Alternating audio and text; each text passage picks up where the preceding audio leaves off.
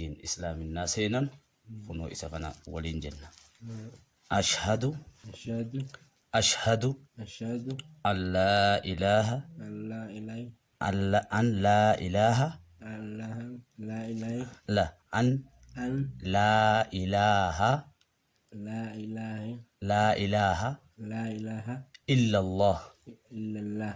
wa ashhadu وأشهد anna muhammadan أن محمدا rasulullah رسول الله rasulullah رسول الله rasulullah رسول الله wa ashhadu وأشهد anna Isa أن عيسى abdullahi عبد الله wa rasuluhu ورسوله wa kalimatuhu وكلمته alqaaha ألقاها ila maryama إلى مريم wa ruuxun minhu وروح منه ani ragaan ba'a je أن رجamba gabbaramaan haqaa كبرمانك allaha malen jiru je'e الله ملن جرجي ammas muhammad محمد ergamaa isaati je'e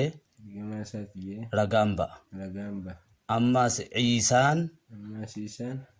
gabricha rabbiiti je'eetin يوري ربي تجيتين ergamaa isaati je'eetin جما ساتيتين ragaa ba'a رجابة maasha allah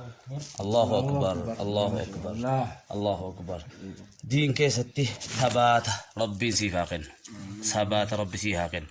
islaaminaa seentee jirta har'a booda insha allahu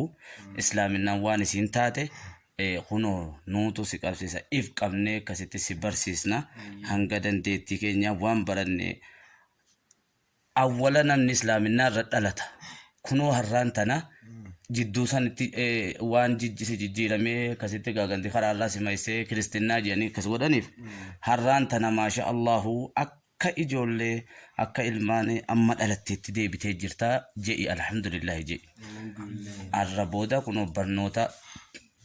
barachuu barnoota akka barattullee asumaan hin siidhaama.